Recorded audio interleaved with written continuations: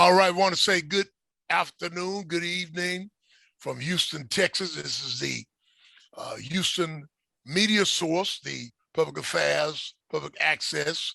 This is a great opportunity to share with our not only local community, but our worldwide network of viewers, those of you. And many of you are probably getting some news today since we are live. We've had a shooting here in Houston. 3 Houston police officers were shot in a chase of some sort that is not ended, but the 3 officers are in stable condition. We're going to one of our council members. We're hoping she's going to call us from the hospital, give us an update in terms of the condition of the officers and the crisis that the city is going through. But I'm joined certainly by an esteemed group of my colleagues from the community leadership. This is, something dear to us in terms of providing support to the people in Houston and the leadership and Reginald Gordon with OG1. He's very well known throughout the country, in fact, in terms of programs dealing with people who have been incarcerated, young people trying to get their lives together and helping them. Of course, one of the legendary community leaders here in Houston, Texas, Minister Charles X. White, and he's been with the nation here for almost 50 years. Certainly, he has one of the largest community-based breakfasts that are held throughout the state, maybe even in the country, really, to be frank with you, because it's a model that should be used by all of our civic club association and my colleague, preacher, good friend, Reverend Carl Matthews, who stepped out for a minute, been involved with faith-based community development, things of that nature. But let me get y'all views first on this. I guess I can say shooting today, and we've had 2 officers killed. In the last week, 2 weeks in Houston. Well, I'm talking about just Houston, and of course, I just saw where we are number 1 in murders so far across the country. That's over New York, everybody. So come on, y'all jump in on that. What's happening? Where we going? OG, come on. What you got to say about that? Well, I'm not surprised, that it finally hit Houston as openly and consistent as it's been going in the last couple of weeks and how things have been transpiring, dealing from the community and the relationship that Houston have with HPD, and I keep telling people all the time, we're dealing with an explosive, traumatized population of young people out here. And we so quick to deny and look beyond and go forward, just like Charles said several years ago, right here at the border of Texas, it was the cartels that was doing the same kind of executional style killings with their own police departments down there. And Houston is an open sanctuary city, and we know in the work that I do, I'm on the streets, boots on the ground. I deal with this population daily for the last 25 years, and I hear the frustration that comes from the young people from the streets. I'm in the jails. I hear the frustrations in the jails from the people that's locked up in the jails, because we look at justice, and justice just don't come to our communities. We get the lock up, throw away the key attitude on any issue. And it reflects back. And I tell people this all the time. Everybody in our community, we may take stuff. We like a rug. We get stepped on and people can walk on by. I tell people all the time, this little Hispanic girl that was shot down 22 times, to where he got out the car and stood over and shot her 22 times. And he go to this thing called this justice department called the jail that we've been calling it the jail. He go in there and get out the next day. You know, some communities don't tolerate that kind of stuff and they retaliate on justice. And what we see coming out, what they said that how this one boy handled how he jumped out the car and in executional style shot the officer. Then he get in the court say, I don't care, kill me right here in the court. So we got this kind of mindset and this attitude because we haven't dealt with core issues with trauma. We haven't dealt with the mindset and the trauma of the people that we keep hollering about, you know, because a traumatized mind is always underactivated.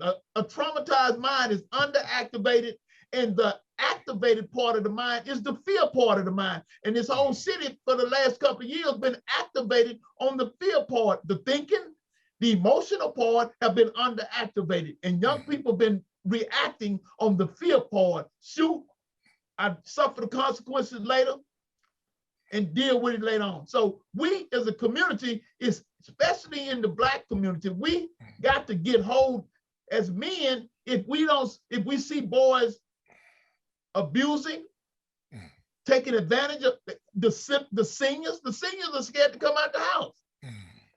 I was at I done a meeting at Reverend Dixon's church with the men. I spoke to the men at Reverend Dixon's church. And the men was kind of embarrassed because at one time the women, the seniors in the community was complaining that they're afraid to come out the house because the men are shooting, the men are disrespecting them. So some of the men at the men's meeting at Reverend Dixon's church tried to explain this to me on how we need to have these kind of men meetings to grab hold of their community again. But I could see the fear in their eyes in speaking about this issue. So the community know, the gangsters know, the criminals know that we're running on fear. And they taking advantage of it as openly as they can. They're robbing us at the light. I mean, with no fear. Seem like the police got some fear now. What you think about that, Minister Charles? White, I mean, you the oldest of all of us in terms of seeing this community activity. I mean, what is this going on? In the 80s, this same scenario, but to me today it's more intense. Seniors in Sunnyside, where we had Sunnyside Neighborhood Center, South Park, they didn't want to come outside. They didn't want to call the police because I can't say they intentionally. There was a period in the 80s where they wanted everybody to call in to the police when they saw a drug deal or gangs or whatever. And when the people would call the police department, they would send somebody to the police's house, to the person's house. Well, that alerted the fellas on the street who called. So you remember Mateen, right? Yes, yes. So me and Mateen was talking, and I was telling him some of the stuff was going on. So Mateen said, well, Charlie, this is what we need to do. He said, what we need to do is, he said, this is what happened in the 70s. He said, you need to do a Dope Busters hotline. So we did a Dope Busters hotline at Sunnyside Neighborhood Center. All the calls came to us. The police captain at Southeast at that time was a Captain Snelson. In 2 weeks, we turned in 1,500 calls and messages on illegal activity. But I just don't see the police department today working with the community in these good ideas and these outreach approaches that are meaningful. It's to me, Hollywood Houston, Broadway Houston. You know, when something happens, everybody runs to the scene, and because there's going to be coverage at the scene. But you got people that's under stress every day. People dying because of things in the community every day that could be prevented. So in what how G-Man is saying, what he's saying, I haven't been contacted. He hasn't been contacted. You haven't been contacted. And several other people I know that work the community have not been contacted with the mayor, by the mayor or the police chief in a meaningful way to create long-term solutions. Had we put together a sustainable project, the program that G-Man used to be in, that G-Man created in the prison, we tried to get that duplicated all over the state. And we were somewhat successful with it. But when the powers to be won't spend the money on the ground for interventions, preventions, and threat assessments, well, they leaving us wide open. Well, they already say they don't have enough police. Well, you need to make some friends on the street, in the community. I don't think there's nobody in Houston, politician, I don't care if you're white, I don't care if you're Hispanic, Latino, Asian, whatever, why G-Man ain't got no more money to do programming at the street level. This is a crime for you politicians not to fund him. And y'all got community block grant money at the city level, Mayor. You got money, Rodney. You got money, Boris. All y'all got some money that could get him. We could come up with something if y'all would fund it and stop playing political games with us. We sick of that mess, because that ain't nothing but mess, baby mess y'all doing. Or the announcements that are made sometimes about funding and nobody gets a call in terms of what kind of support we could give. Well, see, here's the game. Now, y'all listen to how I'm gonna lay this one out. I'm gonna lay this one out real right quick. It is my belief from observation, the evidence has led me to say what I'm about to say. Every elected official, I don't care what ethnic group he or she comes from, has a group from 0 to 100 that they really work with. It could be 25, it could be 32, whatever the number is. Now that group, they're gonna get all the perks that they can. And that's a buffer group for to face the larger community. That's what that group is for. So they buffer. So if I say something, they'll point to somebody that's on their team. And they'll try to cause a rift right here with me and whoever the other person is. Well, that's old. That's tired and dead. It don't work. And so instead of having this small clique and cadre of people, you need to open it up and bring everybody in, and let's solve this problem collectively instead of singularly, because y'all been in office 20 years or so, and the problem has gotten worse. The problem has outgrown funding and certain other aspects, but we can fix this. What you were gonna say, G?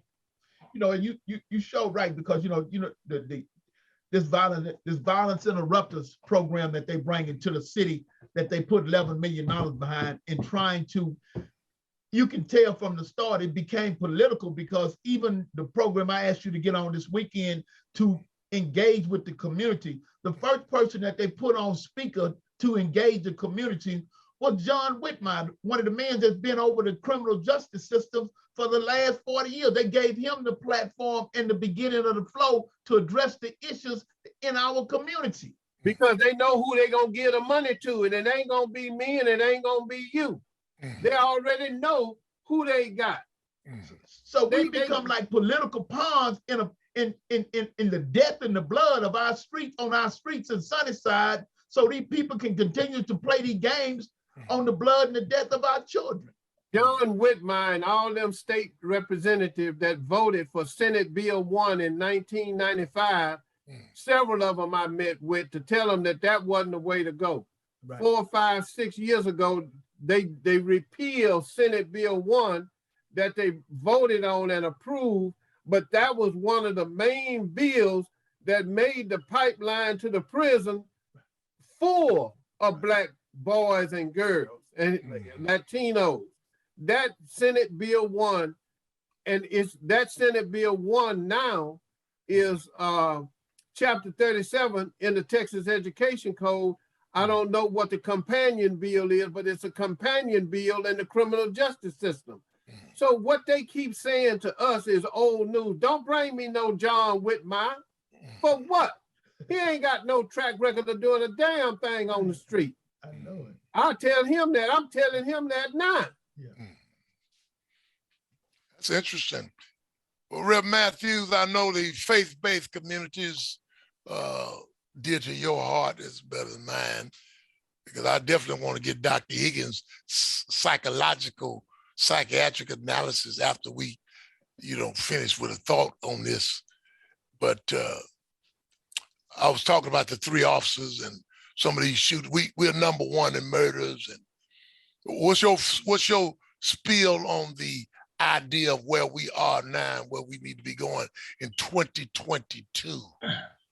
Certainly, man. There's mayhem in Houston, and looking at all of this violence that's increased and what have you. One of the things that I've been working to do is to share my message with the faith-based community, how important it is, going to the point of OG's point about the anger, the frustration, the anxiety, the mental health that's existing in our community.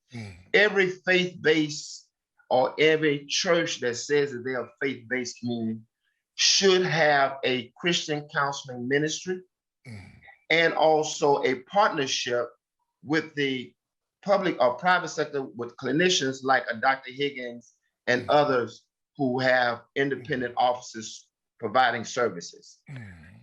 Number one, because you want to have that because of liability purposes. You don't want to get confused with offering the God idea, and I'm not against that, but people need something practical that can be measured, that can be case managed, and you can see some positive outcomes. Dealing with mental illness in my own family, I know how frustrating and how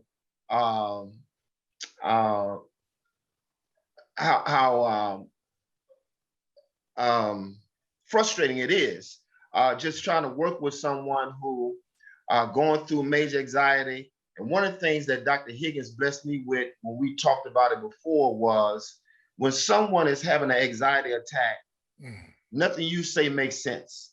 And I don't care how logic I may sound, it is very illogical to them, just like they're illogical to me.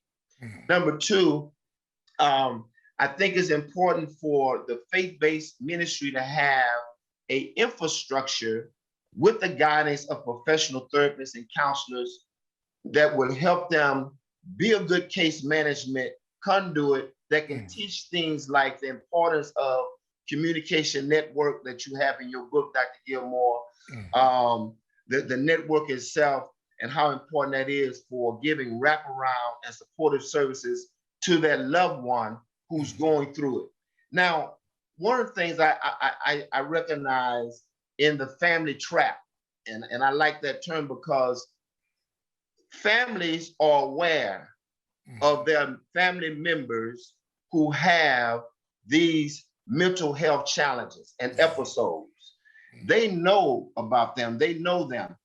But again, going back to the point that we've often talked about, no, there's nothing available or there's no resource made available to the families that they can reach out to get the kind of support that they need, other than calling police and they're afraid. I apologize for this, man. I got some stuff going on my computer. I don't know if I see that or not, but anyway, having the support for them and what they're going through. Because when that episode hits and you get law enforcement involved, one of the legal dynamics is going to be if it's a previous medical history of mental illness, mental health, then of course St. Joseph or MHMRA is going to be one of those companies or institutions that your loved one is going to be sent to. And again, like we've talked about, I remember Acevedo saying to us in a meeting that these young folk are not afraid of dying. But what they are afraid of is being locked up. And I know my family member, when he have an episode, man, he goes from 0 to 1,000. But when you start talking about St. Joseph or MHMRA or being locked up and confined, it's a total different conversation and dialogue, because that's not what they want to experience. And so the faith base is important for them to work with the private sector, like Dr. Higgins and others. My last point is this. I heard the mayor and Chief Fenner talk about their meeting next week to come up with some type of solution to address this issue. I'm going to Brother Charles X. White point.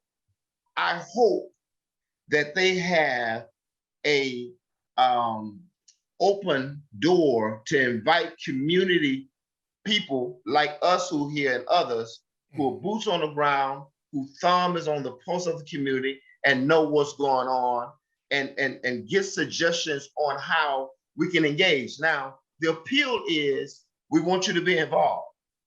We want you to help us say something when you see something. Right. Well, going back to the point that X made, when you do make the call, the police officer come to your front door. I've had it to happen right here in my house. Just making a complaint in the community. So you have to be able to protect those who say something when they see something, and be open to some other ideas other than your own philosophical, political, self-grandized, philosophy that hasn't been working. And I said that was my last point, but I'm good in spirit because I reached up as a representative of Houston Ministers Against Crime to those agencies and entities in law enforcement to say, we want to have a sit down with you to talk with you about some ideas that we have that can circumvent or at least prevent crime from increasing, because you can see it, I could see it evolving, because it's an open door thing. Houston is good real estate. It's good weather. It's a lot of great things, and people are coming here from those major cities like Detroit, Philadelphia, Chicago, New York, and the like, and they're not just all professional people. Some of them are boots on the ground, just like we are. Yeah. Plus the governor done said everybody can have a gun without permit. Now, I certainly, Dr. Higgins, and I want to say this here because certainly your expertise is legendary, it's becoming more legendary around the country, and trying to help with the psychiatric community, African Americans in particular. But you're gonna have to answer a couple of questions tonight as my resident psychiatrist on this show. The OG had mentioned about the Hispanic girl got shot 20 times. Came out, it was her boyfriend, 17 years old. I think we just had one 2 days ago with a little white kid. Daddy bonded him out or whatever, some little infraction. They went back to the house. He had killed the daddy, And then we've had 2 or 3 incidents, in the last You see them. These are not people who are out on bond. And I want to put that to the side. These are people functioning somewhere. So help me with where they functioning from, so we can clarify thought as we go to this political point that's being made by some groups about the judges letting people out on bond. These folk weren't on bond. These were kinfolk, relatives, boyfriends, girlfriend. What is the deal? Well, it's so many things that are going on all together, and the fact is that there's not just one thing. It's not one issue. It's a collective part of issues, and we're seeing the result of bad decision making on multiple levels, from the individual all the way to the legislature. So far as there are way too many guns, in that people have access to guns. They're very easy to use. It doesn't take a lot of strength. It doesn't take a lot of power. It doesn't take a lot of smarts. It's the impulsive decision that I need to end somebody's life. And you ask a person why they did it, and half the time they can't even tell you. They don't even know. But it was just such a simple way of carrying out things, of where we think that we're going to be able to handle the situation. So I would say you're going to have evil people. But the thing is that we have evil people with access to weaponry that can kill a mass amount of people, that can kill the girlfriend, the 17-year-old. You got to realize 17 years old, you got to think where a 17-year-old's head is at. They don't even have full functional development of their brains. The last thing to develop in your brain is the frontal lobe, which tells you what not to do. This is where the stop sign is. So the fact is that from a developmental point of view, you don't know when the stop sign is. Not to mention, a lot of people who are incarcerated have issues with ADHD and learning disabilities, not to mention fetal alcohol exposure to drugs and alcohol as a child. And this part of the brain is affected. Well, you have that here, but you have that everywhere. The difference here is the access to all the guns. All right. So if you're in a society where there are no guns, it's like, why did they, stab the person 100 times? Well, they weren't dead on number 99 stab. All right. You hadn't hit a major artery yet. They were bleeding to death slow. So the fact is that the access to lethal weaponry, I even saw one where just on YouTube where they were selling a gun. Well, Facebook, where they're selling a gun that looks like you're carrying a flashlight, but it drops down into an automatic weapon. Realizing that gun is legal. That would be legal. That a person looks like they're carrying a flashlight with a battery on it, and it pops out to a semi-automatic weapon. So the fact is that it's just the ease of use. And you're always going to have people with mental health issues. You're always going to have people who have substance abuse issues. You're going to always have people who are in a fit of rage or anger or passion. You're always going to have bad guys out there wanting to hurt somebody or take advantage of individuals. But right now we have the ease of access to guns. And now you have the police who are well outgunned.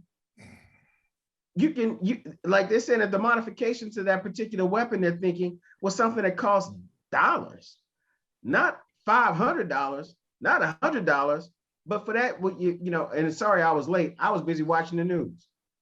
And I was like, oh my goodness, I'm all caught up in the gunfire on how rapid that gun went off. Right.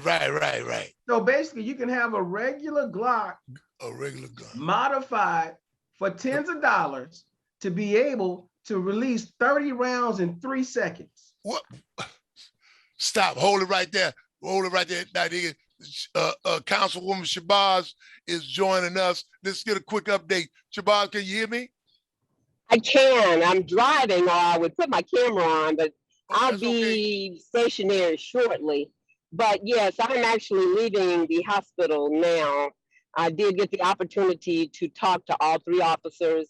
They're all in good spirits.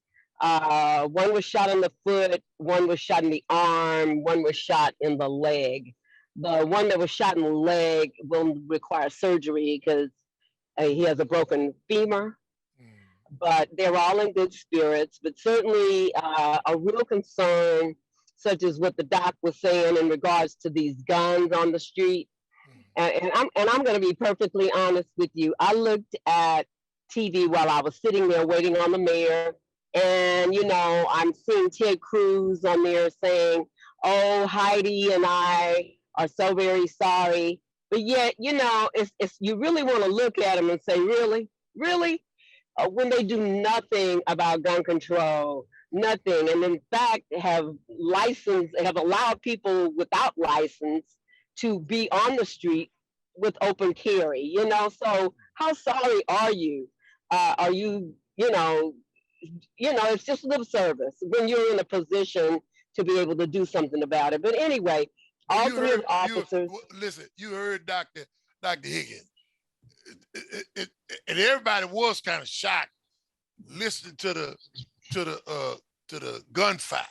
What I'm saying to myself, was that the police or was that the guy shooting? He sounded like he had more bullets or guns. Oh, he definitely did. They were just fortunate enough that they were able to get cover in time, because he really could have done some serious damage with that kind of firepower. And then he commandeered somebody's car, carjacked them, took a white Mercedes, and then left the scene and went. And now he's holed up in a apartment or something over off of Hirsch, I think, in Lockwood, over that way. And so I'm told that he ran in the place. Now, I don't know if it was someplace he knew, but as he ran in, they ran out. And so, but we don't know if he's in there by himself but we do know that he did exchange even more gunfire while he was there.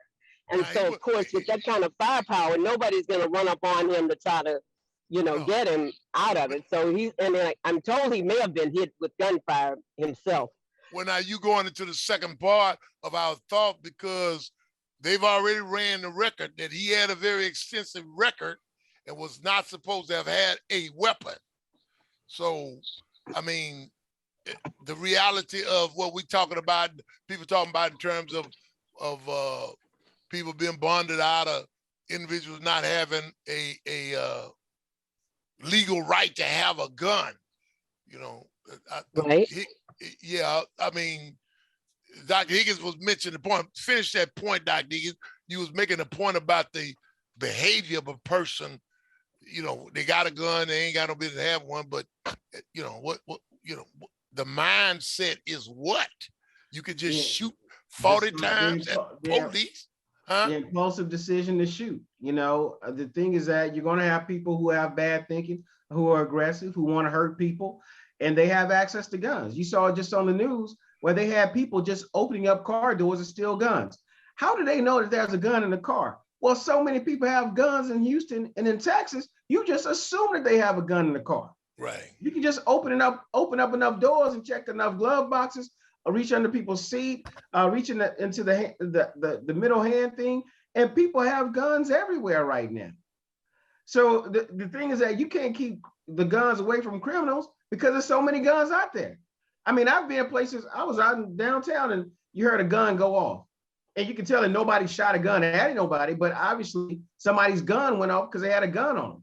So these issues are going to be continual because we're so proud of being a gun-happy state and country. We're proud to have our weaponry.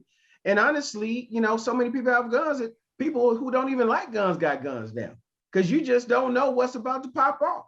And we've allowed this rhetoric of behavior. You saw it coming down. It's always been there. We changed the gun laws to allow these automatic weapons. You have the president talking the yak that he was talking and how they were allowing this to look normal for aggression towards the police. And so we're seeing the results of this.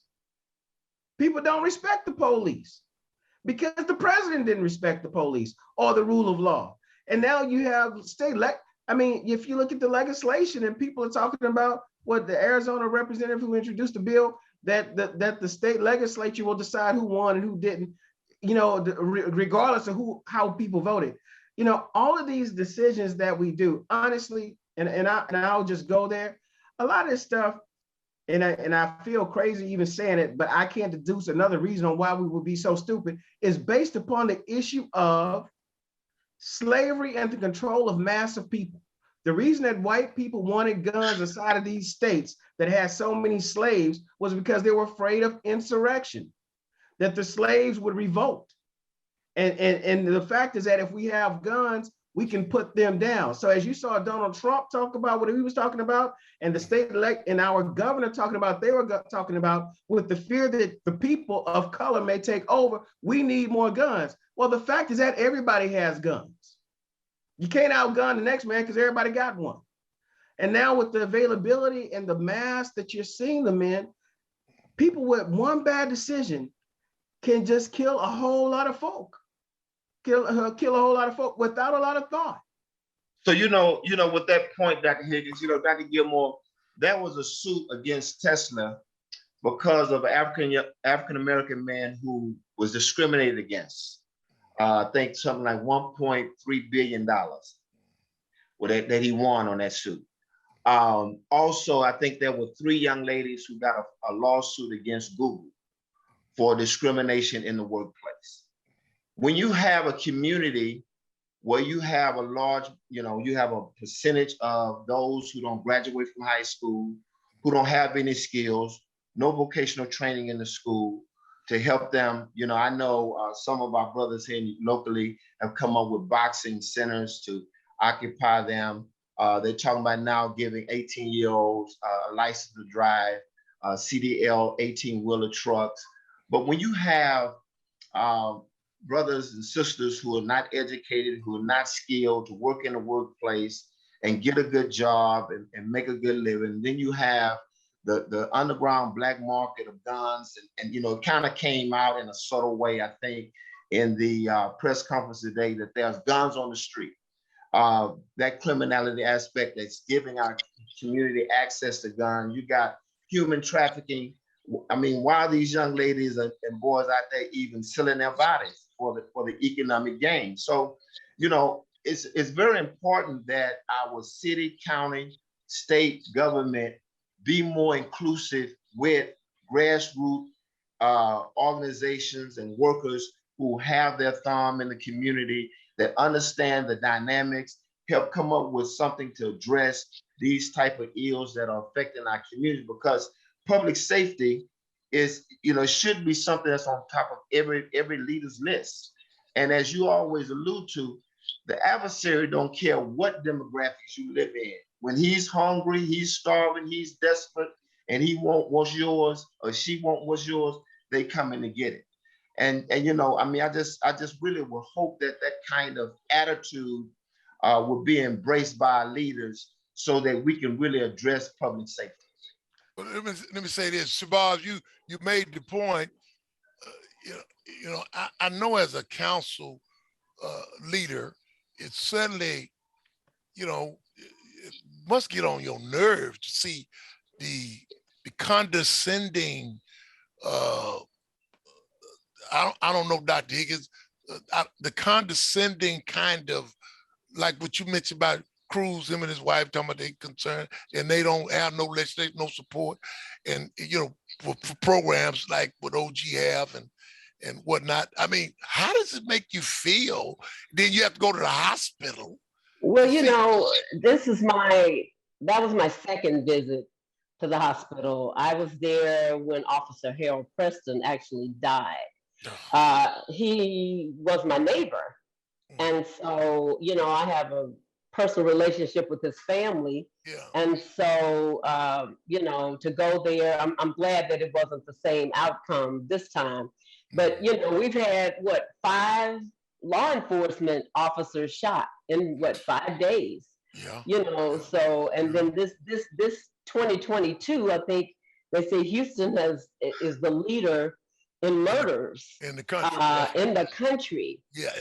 At this date, as of January the 27th. We big time. But it's very, very frustrating to me.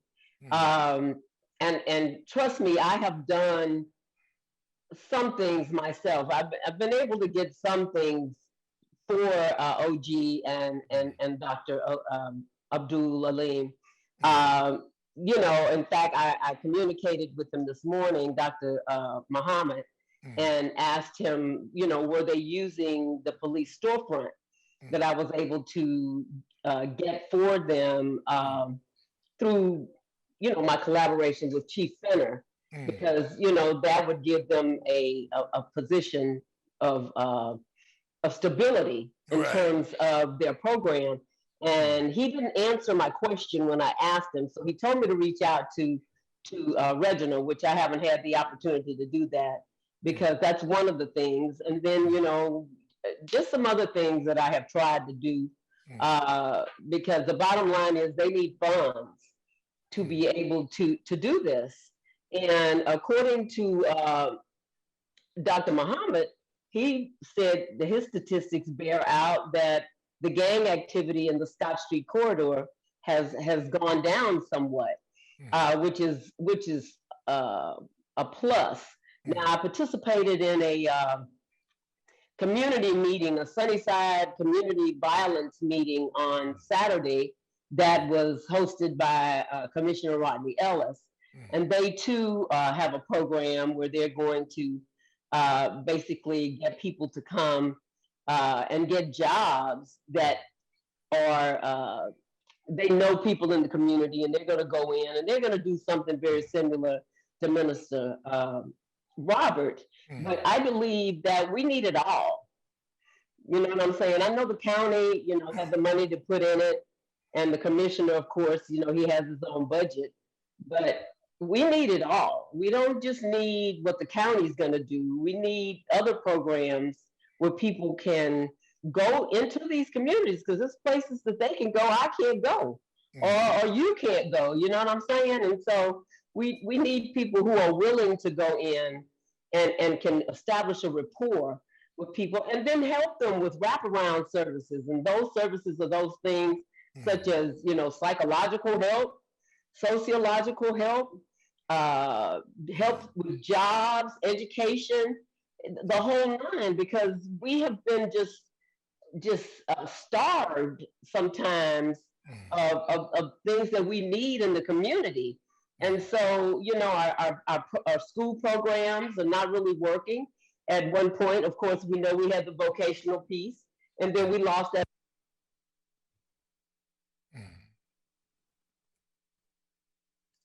We lost your sound, Dr. Shabazz. We lost your sound. You've been cut off. So, but let me, while she getting her technical, wait a minute. They were lost. Okay. We kind of lost you for a second, but let me jump in with a thought here, because I'm an old veteran, and they taught us triage in the military. Exactly. You understand? Some of y'all. Same concept. Yeah. Let me ask you a question then, because we are talking about different levels of crime, and I guess that's why I have a problem with some of the responses from the leadership at certain times, because they're not looking at it diversified.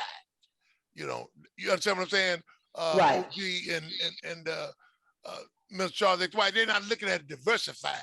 They're trying to look at it like all these folk over here, got paper, they doing this. They ain't killing all these people. Right. When you look at the boyfriend, Higgins, who shot his girlfriend, 20 times. 22 times. Wait a minute, and the boy, the white guy who shot his daddy. These folks. You talking about the one? I think he hit him in the head with a hammer. Yeah. Well, he killed him. He killed his own daddy. Daddy, yeah. OG, they wasn't on the probation. They didn't get out on the bond or whatever. You know what I'm saying, Charles? I mean, this is the reality. We in the big time. Houston is in the big time, and we might well get ready for it. The new mayor, Shabazz in New York, said he was scared to go into the subway system. They had 2 police got killed sitting in the car. It's almost like bad news in New York to sit in the car eating a donut. Yeah, I mean, the man was sworn in on New Year's Eve, January 1st, and I think there was a murder or something the next day or two. He had to call the police. He had to call a squad to come in.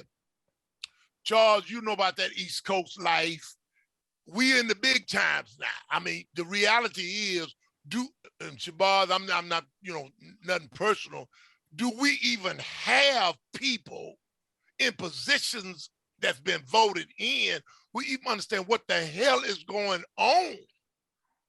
I believe that they know what's going on, but for whatever reason, the money is not going with the reasoning. You know what I'm saying? And we can't always. You say money, but Houston got some money now. Come on now. Yeah. Every time I go, I'm not saying that they don't. And in terms of, we got COVID money. All kind of money. It's all kind of money. They come up with a OG. They said they had $15-20 million for programs in the community. We ain't seen none of these people. And elections is coming up. People want to be reelected. We ain't got no problem with you being reelected. But what the hell you gonna do? Well, Doc, some of that. Go ahead. With that point, being made, a lot of money has been pulled as a result because of leaders not using and sending the money in areas in the community where it was supposed to be spent for, the purpose that it was intended for. So that's been really. You got to realize too that, like me as a council member, they give us council district service funds, but it's limited in some aspects as to what you can do with it. You can't just, go and say, I'm going to do this. And so you have to try to, work around other things to try to get money to where it needs to go.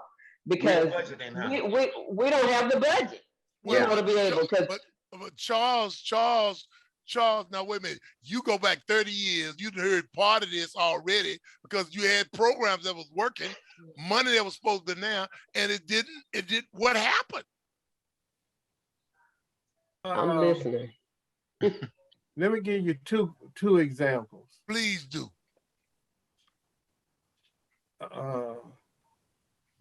The city of Houston received $750,000 from a state grant. And this had to be like in 95, 96, something like that. And the bulk of that money was for a computer system upgrade with the municipal courts.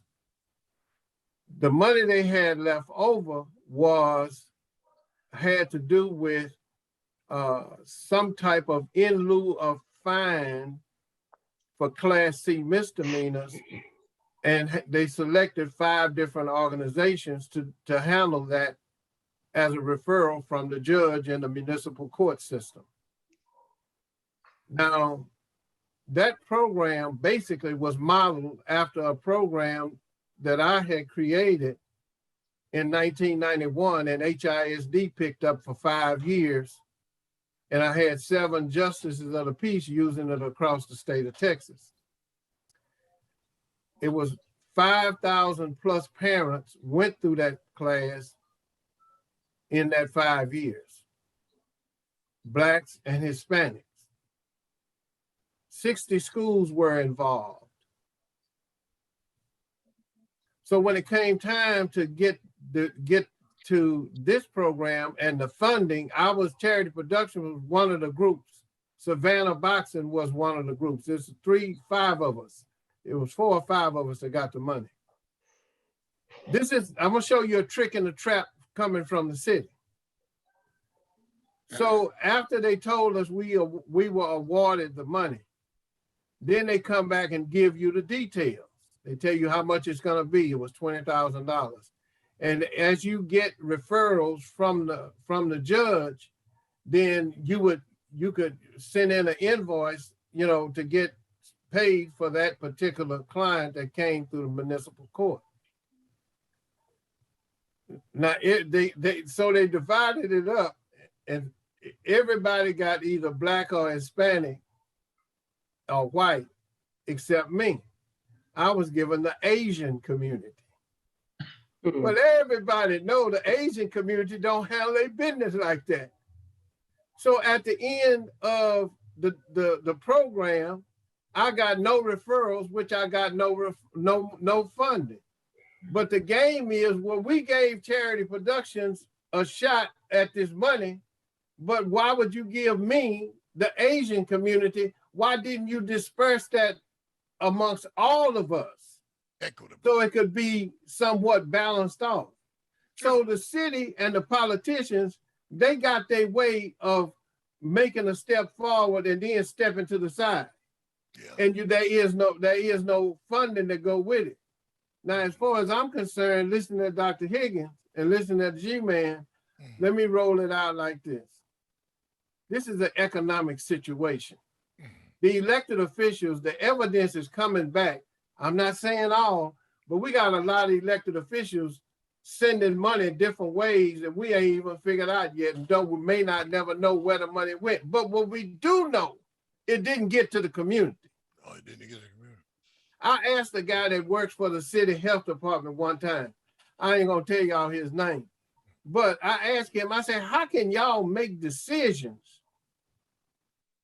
that you make without the community? The response was, when we are at those meetings, we are the community. Okay, so it's all kind of little tricks and traps. Because sometimes people hear me talking and they say, no, that can't be. I ain't lying. I can call names. I was actually there. So the bottom line is that the people in the community, you got your trust in elected officials, and I'm saying that that's misplaced trust. Right. It's misplaced trust by evidence in the community. No grocery stores, closing schools. You could have started a program 5 to 10 years ago that could have been spreaded. I used to say this about Madge Bush, Reverend Ray, and Deloitte. Why these elected officials don't make sure they got money from when they first started? You could get so much money every year for 5 years from the state. Deloitte, we want you to grow. ARMA, the Hispanic Social Service Group, they got a building off Gulf Freeway. Ripley House got a real big old new building. Why? They could fund those organizations. Madge Bush shouldn't have had to be begging for the money. Reverend Ray shouldn't have had to be begging for the money. And I'm still begging. G-Man begging. We have demonstrated. We have performed. But no, it's political. No, don't let them get no money. But they got their friends, allies, or partners getting grants doled out to them. And we see that in the news. It's been reported. That's the process. So we can't be acting like we don't know what they doing. We know it ain't on the street.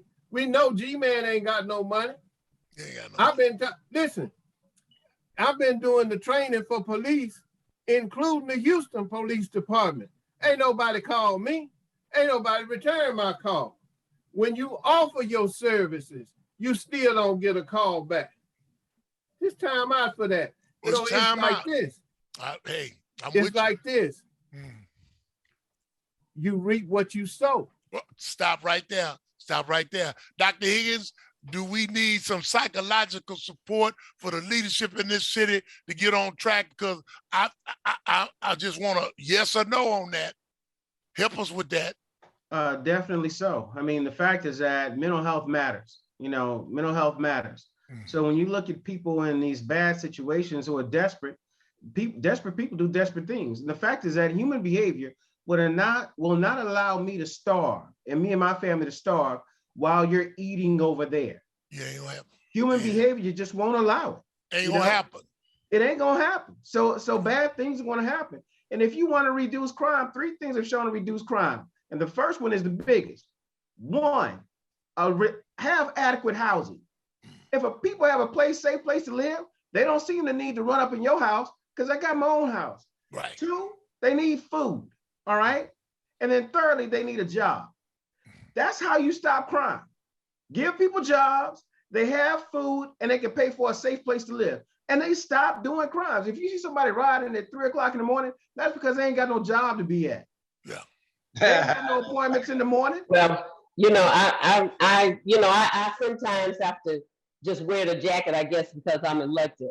But I'm gonna be honest with you. I think I think OG1 can speak to the fact that I have gone to bat and tried to bring what I could. And so I'm gonna say, I'm working on trying to get people's houses repaired, just in light of what you're saying. I'm building getting a couple of houses built in the district. And so and then a home repair program that I'm trying to get implemented so that we can fix some of these houses. Okay. And then I have a job fair coming up that's going to be at the Houston Community College. I tried to do it the first year, but then we had the pandemic. But I really, really, understand exactly what you're saying. I understand how the jacket goes, but I can't wear it comfortably because I do try to provide and do whatever I can, because I see the need for programs such as OG1. I, in fact, lifted them up in conversation at the end of the council, just to keep them at the forefront, to let people know that what they're doing is effective. That's right. You may want to ignore them, but here they are. And I call them by name. I call, Reginald Gordon, known as OG1, and Dr. Aleem Abdul Muhammad, known as Minister Robert Muhammad, because I want people to know that these are people that are working and making a difference. And you may want to ignore them, but you can't ignore what they do. And so, I'm trying. I really am. And like I said, tried to get them that space where they could have a permanent space. OG1 asked me to get it. I got it. I don't know what's happening with it, but I'm trying. That's all I can do. Let me put this. We're gonna wrap it up. Wait a minute. Let me put this on.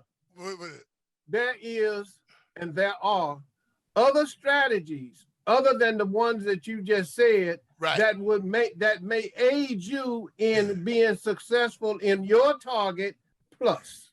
So I can't deny that. I don't always consider myself to be the smartest one in the room. Yeah. So I will listen. Okay. But what I can only do what I can do. Hey, we got you. Public affairs, public access, Houston Media Source, 35 years. Let's keep it going, baby. Let's keep it going. Happy New Year. We pray for those officers. It's a blessing. Thank you.